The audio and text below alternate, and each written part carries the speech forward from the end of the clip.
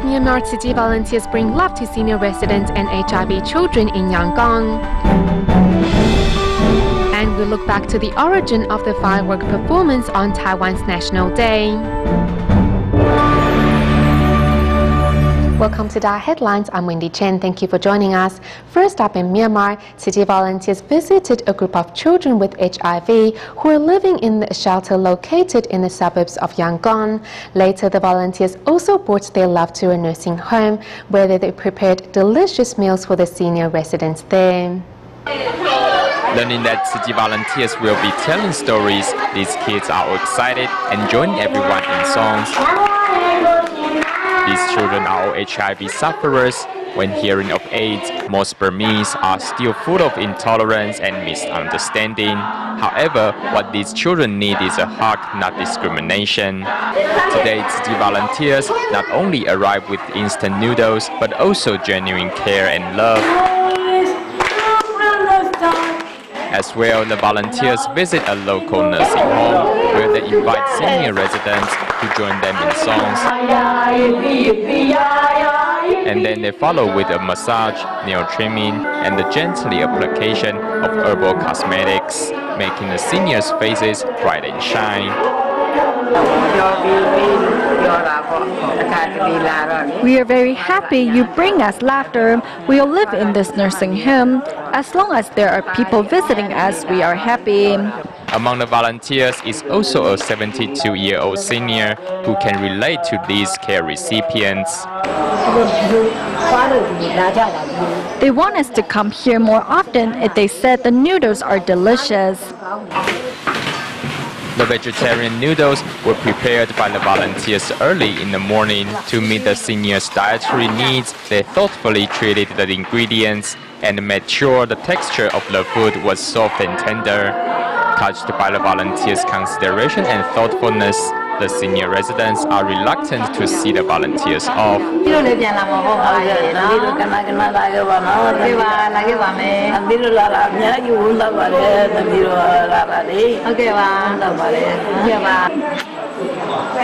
When it's time to say goodbye, the seniors already start to look forward to their date of reunion. The Indonesia Tzu chapter recently held a rice distribution at Angke village located in West Jakarta, helping a total of 3,200 households. This time the event was also joined by the mayor of West Jakarta, Fatal Hila, who helped care recipients carry their heavy bags of rice home. Carrying a bag of rice on his shoulder is the mayor of West Jakarta, who joined this most recent rice distribution held by the Tzu Indonesia chapter. The aid distribution held by Tzu was very organized. Everyone waited patiently for their turn to receive the rice. This is something that we can learn from Tzu. Thank you. Other than being joined by the mayor, 18 teachers from Indonesia Tzu School were also present to contribute. Many of our teachers participated in today's event, and I saw smiles on their faces. Everyone was very happy to be a part of the rice distribution. Today, many volunteers are here to contribute their strength and love as they hope to offer their blessings and encouragement to the recipients. For many of those living on the fringes of society, to sleep on the full stomach is only a dream. I can finally cook rice for my grandchildren and take some of the burden off my children's shoulders. I won't have to purchase rice for my family for a while. Thank you for distributing this rice to us. This is Listina, who makes a meager income from washing clothes. With Tzu's rice in hand, she's able to purchase other types of food for her family. Thank you so much. I hope Tzu volunteers can continue their good work. I hope in the future I can receive more help from Tzu. This time, 3,200 bags of rice were distributed, giving 3,200 households the chance to put more food on their tables.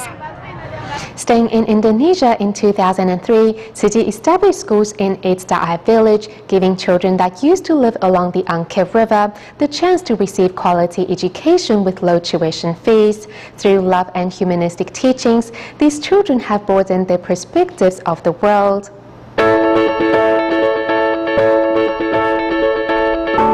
Nama saya My name is Ibnu and I'm 11 years old. Currently, I'm a 6th grader at the Tzu Chi Great Love Elementary School. Setiap pagi jam 6 saya jalan kaki. Every morning, I walk to school with my younger sister, who is in grade 1 right now. Setelah tiba di kelas biasanya When I arrive in class, the first thing I will do is to chat with my friends. 6.30 nilai pelajaran saya paling senang pelajaran. And we will wait until it is 6:30 a.m. My favorite subject is math and the religious studies. I like to go to school because it is more fun than staying at home, and I have a lot of friends here too. Saya sangat senang sekolah. Mulai dari I love studying. I have been in the top 10 of my class from grade 1 to grade 6. prestasi dalam olahraga saya juga sangat bagus. I'm also very good at sports such as running and playing ball. I love dancing and had been to many competitions. My favorite sport is badminton, and I hope one day that I will be a professional badminton player. In the future, I want to travel around the globe for competitions.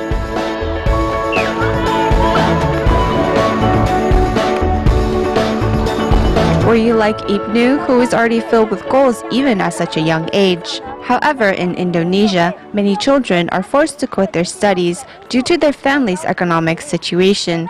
Without the chance to receive quality education, many students are forced to abandon their dreams. Every year, an average of 4.4 million children drop out of school in Indonesia. For many, being able to study free from worries is only a dream. Although receiving higher education is not the only way to fulfill dreams, quality education does increase the opportunity to success. In Indonesia, children are supposed to receive a 9-year compulsory education, but statistics shows that in reality that is not the case. In 2010, only 66% of the children in Indonesia enrolled in junior high school, 45% went to senior high school, and only 11.5% made it to university. Kesempatan bagi mereka yang tidak ada, kebanyakan anak-anak. Most of the children don't have the opportunity to go to college because they all come from low-income families. I think our government should care more about these needy students. The widening poverty gap in Indonesia not only brings social problems but also means that children are unable to pursue their dreams. 10 years ago, Tzu Chi established schools in the country, giving needy children that used to live along the Angke River the chance to receive a quality education. We can still afford the tuition at the Tzu Chi Great Love Elementary School. If we have money, of course we want our children to go to college. Although the Indonesian government has been providing low-income families with tuition subsidies, many impoverished families are still unable to afford the fees for public schools. The tuition for a public school ranges from $7 to $43 per semester, and the tuition for the Tzu Chi Great Love Elementary School is only around $3 to $21 per semester. The biggest difference between the Tzu Chi Great Love Elementary School and public schools is the humanistic aspect. I think the humanistic class is great because children can learn to develop good behavior and conduct. Education and knowledge are very important, but when knowledge is used in the wrong way, then it will bring harm to society. In elementary school, we have been guiding students on the right path. We hope they can think big and pursue their dreams. Dream may not always come true, but the process is more important than the result. Hello everyone, what's your dream? In 2002, other than building the DaAi Village, Tzu Chi Foundation also launched the Tzu Chi Schools, providing students with quality education from elementary to senior high school, giving children the chance to receive quality education. Tzu Chi hopes to help these children continue to pursue their dreams. In Canada, on September 28, members of the Surrey School District visited a local Tzu Chi academy to gain a better understanding of Tzu Chi's humanistic teachings. Touched by the words inside the Jingsi Aphorisms collections, the educators hope that these words of wisdom could also be taught in local schools in the future. 我大事也用心，我小事也用心，我大事小事都用心啊！ Teachers at the Surrey Tzu Academy use sign language to cheer for each other. Tzu volunteers thank the teachers for their years of dedication. In class, students express their thanks to their teachers by offering them a cup of tea. This is but one of the many etiquettes students have learned here at the Surrey Tzu Academy. Today, members of the Surrey School District are here to learn more about Tzu's humanistic teachings. The educators were surprised to see the close bonds between the teachers and students. During the conference, they told me that they noticed all the students were very happy. They said that the students were very focused too. I believe it is because our teachers have put a lot of thought into their class materials. They said it is something that they rarely see in regular schools. At the end of the conference, members of the Surrey School District suggested that these words of wisdom should be more widespread. Now receiving support from local educators, in the years to come, Surrey Tzu Academy will continue to pass on these words of wisdom to students here in Canada.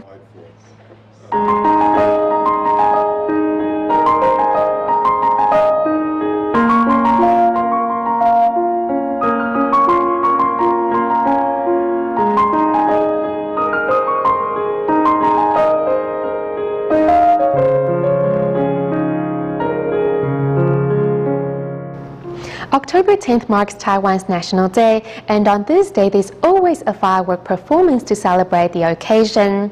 In previous years, the show was handled by the military, as making fireworks is like building signal flares. However, starting in 2004, the job was contracted out to private sectors. Next, we take a look at the origins of Taiwan's National Day fireworks show.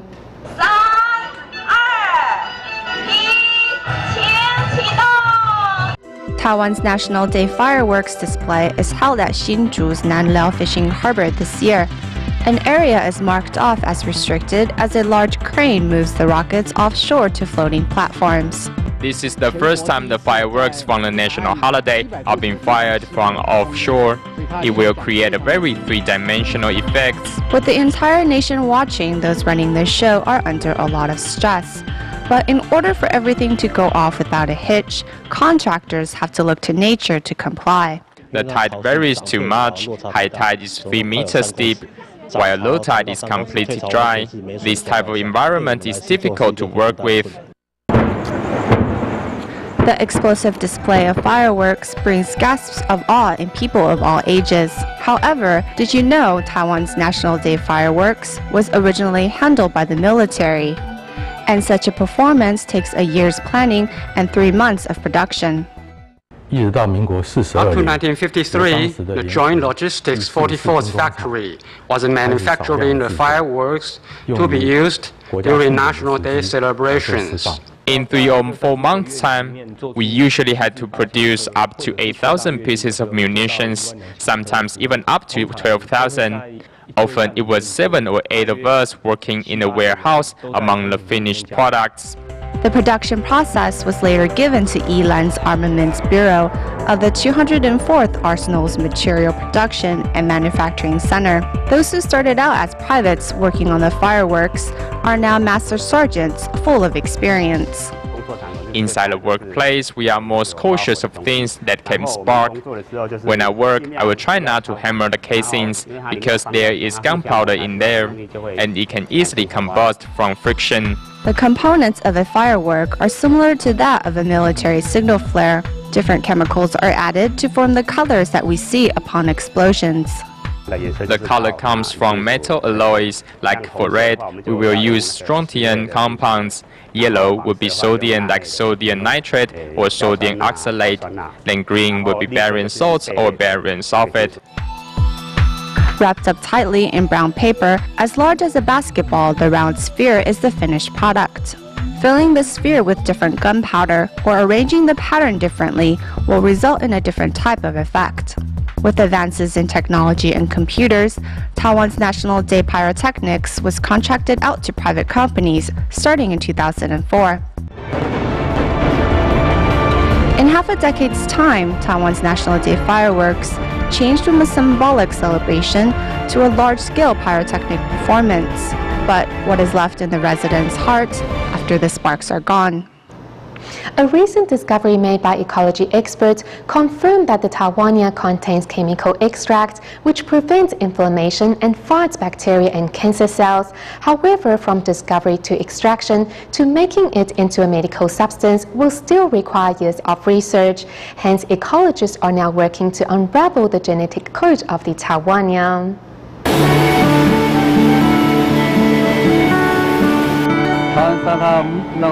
Taiwania wood is much softer in texture. This is wood from the afforested area. The younger trees have more colorful streaks. We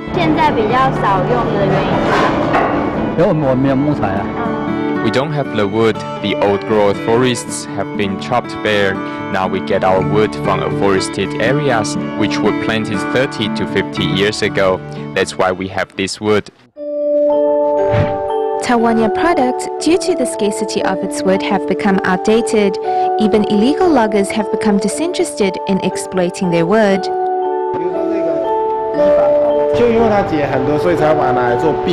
On the other hand, a tree's value should not be determined by the product it's made into.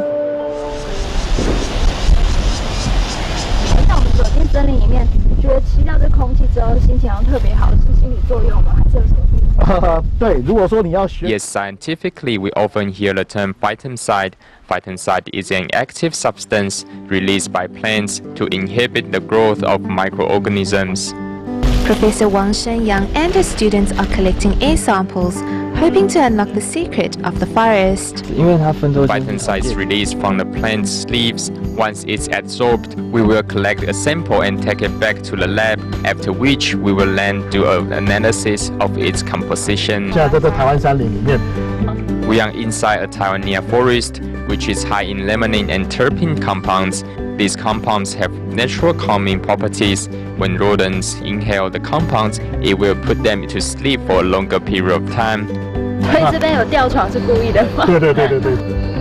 In other words, just merely standing next to a tree can bring us many benefits. 每一种树都会有每一种特殊的一个气味，对，一个香味啊！你现在闻到这个味道，就是那个阿法 K 迪诺的味道。阿法 K 迪诺。对，它对一些微生物啦，对了一些东西都有很好的抑制的活性。Professor Wang discovered that the Taiwania scent contains alpha-catenol, a compound which prevents the wood from decay and protects it against termites. Another substance, the Taiwanan A, is believed to be cytotoxic against cancer cells. All these substances are in fact metabolites produced by plants. It works the same way as human perspiration. It constantly releases substances to reduce the level of harm caused by changes in the climate, and subsequently, we humans can absorb these substances, which are beneficial to our body. These metabolites cannot be obtained simply through chiseling. From its discovery to it becoming a safe medical substance, proper extraction is needed and toxicity verified. It's a process that could take more than a decade. Professor Wang hopes to use academic resources to unravel the genetic mystery of the tree. How is it that a tree species can evolve for hundreds of millions of years and still continue to survive on our planet till this day? From studying tree cells and its genetic composition, we can also find out how we humans have evolved. The Taiwania has provided us with knowledge of the past from information recorded in their genes. If we get to know them better, perhaps we may also be able to unravel more mysteries regarding the origins of all beings. In response to Malaysia's Million Bodhisattva recruitment campaign, we meet Tzu Chi volunteer Chen Mei Yan, who has seized every opportunity to share Tzu Chi's ideals with family members, friends, and even strangers as a way to boost Tzu Chi's membership.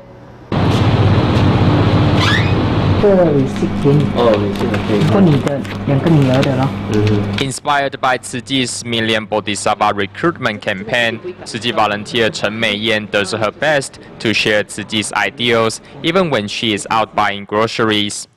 Sister Chen talks about how, since human beings are now facing endless natural disasters and man-made destruction, more people are needed to join in doing good deeds. 在这样的善恶压法呢，一切都是呢，连多的地方会赢啊！所以人间菩萨招生是非常的重要。Taking Master Zheng Yan's words to heart, Chen Meiyan vows to recruit more people to become Tzu Chi members. Whenever there is an opportunity, I will try to share Tzu Chi's philosophy with my friends and family members so that they can have a chance to learn more about this organization and join us. As Chen goes hiking, she also seizes the opportunity to recruit Tzu Chi members. Most importantly, we want to recruit your love and compassion. She does her best to circulate the messages of Tzu Chi among her friends and families. When something touches their heart, they will spontaneously follow in Tzu Chi's footsteps. As long as you try, there is the possibility to recruit a new member. If you don't, of course, it's impossible. On behalf of Tzu Chi, Chen Meiyan is one of the NGO's many ambassadors working to attract more members to join them in doing good deeds. In less than a month, the Hindu holiday of Diwali will be celebrated by Indians around the globe. Tzu Chi volunteers in Malaysia recently took the opportunity to celebrate an early Diwali with their Indian care recipients by putting on a series of entertainment as well as handing out aid supplies. Care recipients or Tzu Chi volunteers, today everyone wears the traditional tika, symbolizing good fortune and purity. Under the encouragement of Tzu Chi volunteers, the number of children attending this year's event is far more than in previous years. Inspired by the financial support Tzu Chi has given her students, teacher Radha prepared several dances for the event, with the children's costumes being paid for out of her own pocket. I'm very, very happy because we always like to do something good for the children, right? And when you see the children are so excited, we have to bring out the talent, you see. So in this way, and also they don't have the opportunity to go out to take part in any functions, you see. So in this way, they are so excited. They're looking forward. Every day I can see them in front of my house. They'll be ready. Many of the care recipients came with their whole family in attendance. Among them were Manny Magale and her husband, who decided to become volunteers and fulfill their dreams of doing good works. We are thankful that there are people like them willing to work with us and join our ranks as bodhisattvas. It doesn't matter if it's our Tzu Chi volunteers or the local Indian volunteers. We appreciate the help of everyone, as well as how everyone came together to be a part of our big family and help the care recipients enjoy Diwali. Altogether, 500 care recipients and their families attended the celebration. At its conclusion, the volunteers handed out aid packs so that the families can enjoy continued peace of mind throughout the upcoming holiday season. Back to Indonesia, at the end of today's show, Tzu Chi's love and care has continued over the past few years following the 2009 earthquake in Padang. Today, the establishment of a new office will help spread the organization's seeds of love further. We'll leave you with these images. Thank you for tuning in. Goodbye.